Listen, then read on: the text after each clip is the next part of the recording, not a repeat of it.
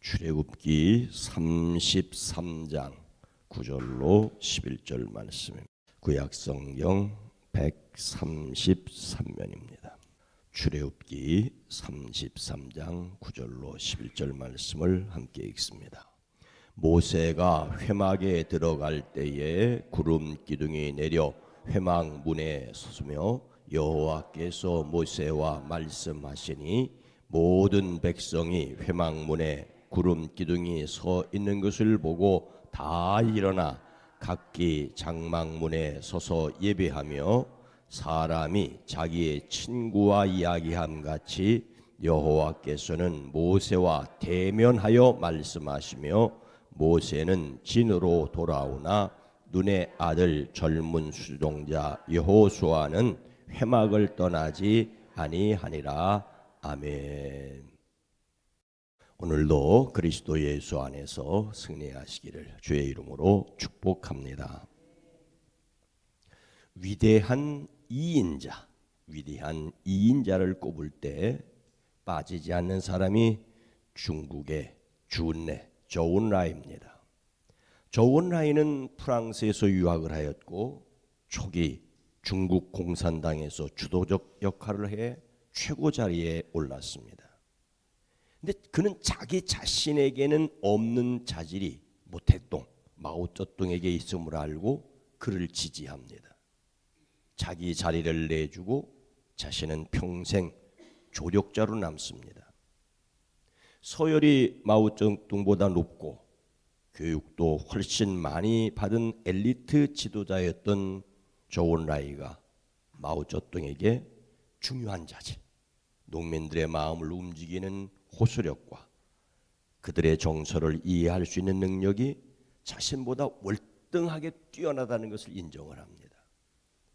자신의 당내 최고 서열을 그에게 내어주고 자신은 스스로 제2인자에 머물렀습니다. 중국인들은 그를 실천적으로 인민을 사랑한 합리적 인물로 평가를 하고 있습니다. 이를 잘 표현한 말이 이렇습니다. 마오쩌둥이 산이라면 조은라이는 물이다. 산은 남 앞에 우뚝 서기를 좋아하지만 물은 수평을 유지하며 공명정대하고 산의 독존도 삼켜버린다. 역사가 루츠는 그의 겸손이 이러한 변화를 가능하게 했다고 말합니다. 루츠는 한없이 매력적이고 침착한 사람이었던 조은라이는 자신의 인생을 지배했던 목표에 매우 헌신적이었으며 그의 목표를 달성할 수 있는 일이라면 무엇이든지 정당화할 용의를 가졌다라고 썼습니다. 욕심이 없었기에 그는 당원 사이에서 신임과 존경을 받았으며 그의 신조는 오직 인민에게 봉사하는 것이었습니다. 안타깝게도 조은라이와 싸웠던 중국 국민군 장제스 그렇지 못했습니다. 공산군에 비하여 월등한 무기를 가지고도 대륙을 통째로 내주고 타이완으로 물러나야 했습니다. 오늘날 세계 정치 형세를 이루는데 단지 공산주의냐 자본주의가 아니라 어떤 성품의 지도자가 있었느냐가 더 중요하다는 것을 알 수 있습니다. 참으로 안타까운 일입니다. 예수님을 담는 성품 7월의 주제는 창의성입니다. 예수님을 담는 성품으로서 창의성은 새로운 관점에서 필요나 일이나 생각에 접근하는 것입니다. 이를 위하여 하나님이 주시는 능력으로 성품을 기르는 새로운 방법들, 그것이 철 없는 어린 아이라 할지라도 그 철 없는 아이를 세우고 제자들에게 가르쳐 주셨던 예수님처럼 우리의 성품을 기르는 새로운 방법을 찾아야 되죠. 고통 중에 힘들고 어렵기 때문에 심지어는 전혀 사상적으로 반대에 섰을 중국 공산당 제2인자 조은라이에도 배워야 한다는 생각입니다. 하나님의 사람 모세는 부르심을 받고 세우심을 받은 특별한 사람으로서 하나님을 어떻게 대면했습니까? 사람이 자기의 친구와 이야기함 같이 여호와께서는 모세와 대면하여 말씀하시며, 모세 출애굽의 영웅이 아닙니까? 비록 태어난 지 며칠이 안 돼서 바다에 나일강에 던져졌지만 왕궁에서 40년을 자랐고, 그리고 광야에서 40년을 지냈고, 그리고 시내산에서 직접 부르심을 받은 사람이 모세입니다. 모세는 형 아론과 함께 애굽에 가서 바로에게서 그의 백성 이스라엘을 구출하여 나오게 됩니다. 그리고 시내산에 이르게 되었을 때 하나님께서 그를 시내산 위로 불러올리셔서 그곳에서 모세를 통하여 이스라엘 백성과 언약을 맺습니다. 하나님이 그들의 하나님이 되고 그들은 하나님의 백성이 되겠다는 것입니다. 하나님께서는 그들이 지킬 법으로 십계명을 주시고 그들이 지켜야 할 법들을 말씀하십니다. 그리고 그 법을 담아둘 증거궤, 즉 증거궤와 성막을 만드는 방법을 말씀합니다. 그런데 지금 말씀은 그렇게 만들어라라고 말씀하셨지만 아직 십계명을 받기 이전입니다. 그리고 아직 제사장을 세우기 이전입니다. 그럼에도 불구하고 이미 모세가 거하는 회막은 있었습니다. 이스라엘이 거주하는 곳에서 멀리 떨어진 곳에 천막을 짓고 모세는 그곳에서 하나님을 만났습니다. 아직 하나님의 언약궤를 모신 회막은 아니지만 하나님과 만남을 갖는, 모세와 하나님이 만나는 곳으로 회막이 있었고, 모세는 하나님을 만나기 위해 그 회막으로 갔다 다시 백성들이 있는 진으로 돌아와서 백성들을 섬기는 것을 볼 수가 있습니다.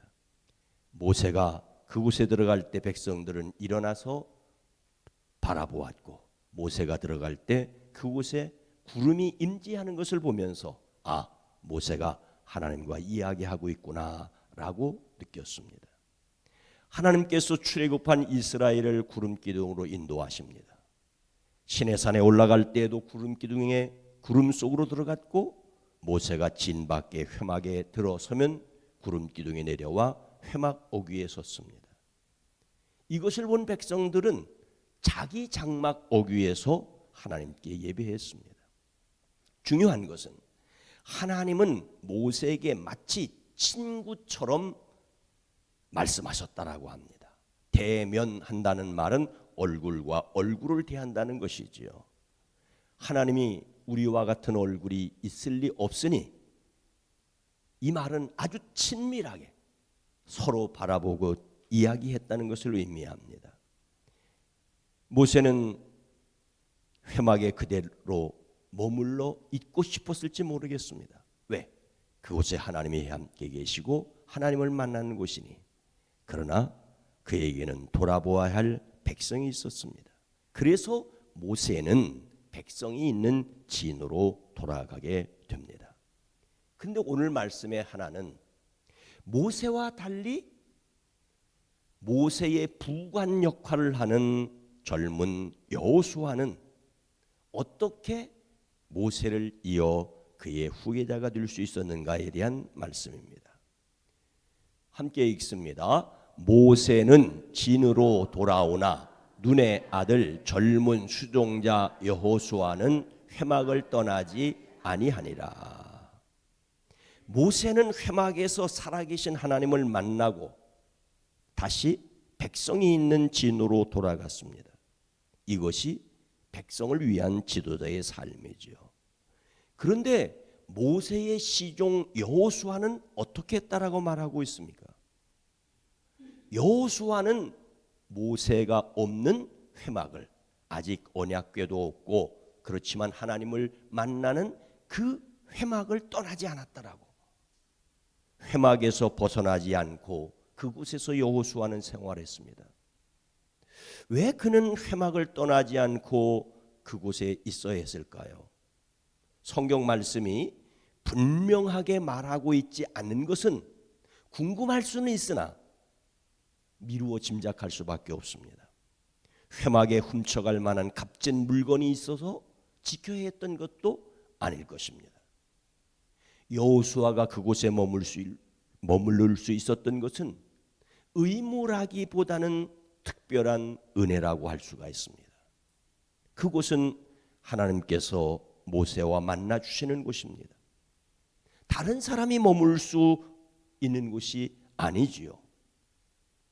이곳에 여호수아가 머물렀다는 것은 그가 특별한 은혜와 사랑을 받았다는 것을 말해줍니다. 여호수아가 회막을 지킬 수 있었던 것은 이스라엘 백성들이 금송아지 우상을 섬기며 타락했을 때 여호수아는 모세를 따라 시내산 중턱까지 올라갔기 때문에 확실하게 금송아지 우상을 섬기지 않았던 인물이었기 때문일 것입니다. 여호수아는 모세의 부관으로 함께 있으면서 하나님께 대한 믿음을 키웠습니다.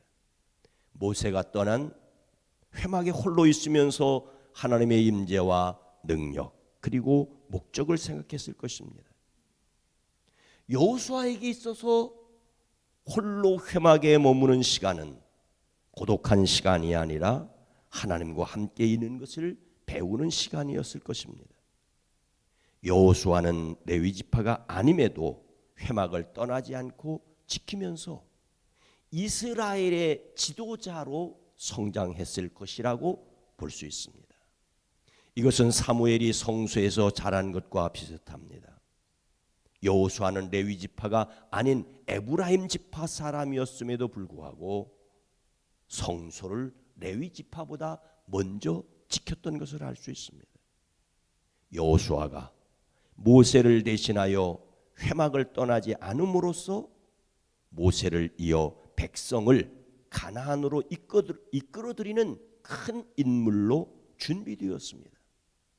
하나님께서 하시는 일을 보고 하나님을 섬기는 일을 통하여 나라를 섬기는 사람으로 준비되었습니다. 여호수아는 모세를 이어 백성을 가나안으로 인도해드리는 중요한 일을 감당하게 됩니다.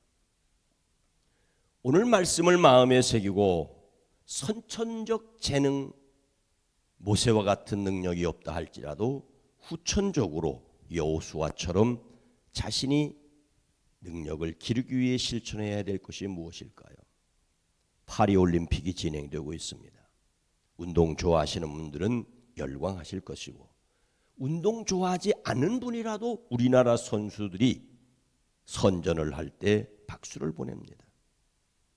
그런데 오늘날 우리의 현실은 금메달만 인정받고 은메달이나 동메달은 안중에도 없는 듯합니다. 사격에서 은메달을 땄더니 대단하다고 그러더니 그 다음날 금메달 쏟아지니까 그 은메달 땄던 얘기는 다 없어졌어요.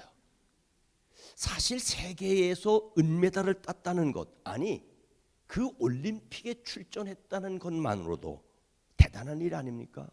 우리나라 현재 국민들이 파리올림픽에 대해서 관심이 적다고 합니다. 그 이유를 분석한 걸 보니까 우리나라 축구라든지 이런 구기 종목이 올림픽에 나가지도 못했기 때문에 아예 관심도 갖지 않는다고. 올림픽에 나가는 것만으로도 큰 영광일 터인데 금메달 못 땄다고 죄인 취급하는 것은 참 문제가 아닌가 생각합니다. 처음부터 은메달 따려고 처음부터 2인자 되겠다고 나서는 것은 문제일 수 있습니다. 그러나 자신에게 주어진 어떤 역할이라도 어떤 형편에서도 감당함으로써 하나님의 뜻을 이루어가겠다고 하는 것이 마땅합니다. 예수님 닮는 성품으로서 창의성은 하나님의 뜻을 행하기 위해 지혜로운 생각, 신중한 말, 숙련된 행동을 연마하는 것입니다.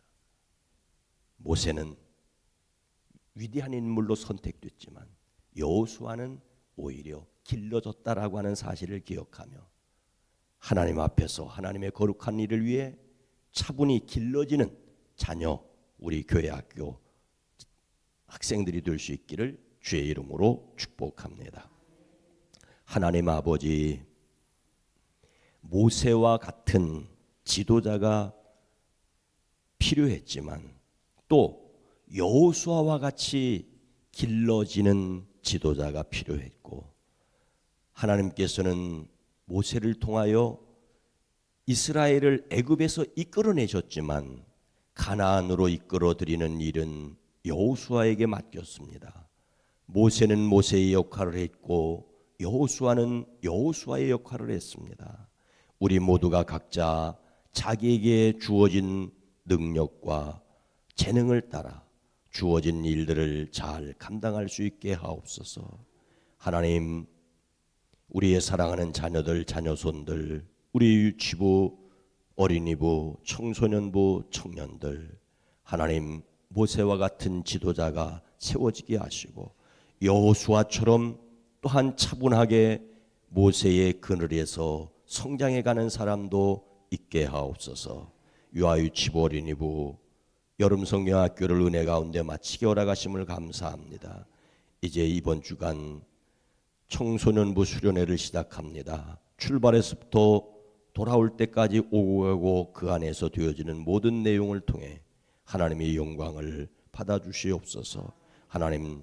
하나님께서 허락하신 2024년도 7월 오늘 내일 지나고 또 8월을 맞게 됩니다. 사랑하는 성도들의 사업장, 일터, 삶의 자리에서 부족했던 것과 연약했던 것이 있다 할지라도 잘 마무리하고 새 달을 은혜 가운데 맞을 수 있게 하옵소서. 힘들고 어렵기에 하나님이 주시고자 하시는 희망에 대한 믿음까지 잃어버리지 않게 하옵소서. 여전히 희망을 가지기에 하나님의 사람으로 굳굳하게 서가게 하옵소서. 오늘 하루의 모든 일을 주께 의탁합니다. 반찬 봉사를 위해 수고하고 해서 섬기는 이들, 또 반찬을 받는 이들 모두 복되게 하옵소서. 예수님의 이름으로 간절히 기도드리옵나이다. 아멘. 오늘 말씀을 생각하며 하나님의 영광을 위하여 일하게 하옵소서. 우리 교회가 다음 세대의 믿음을 키우기 위해 이번 주 목금토 청소년부 수련회가 있습니다. 이 세상이 자기 역할 충실한 사람이 되기를 위해 기도합니다.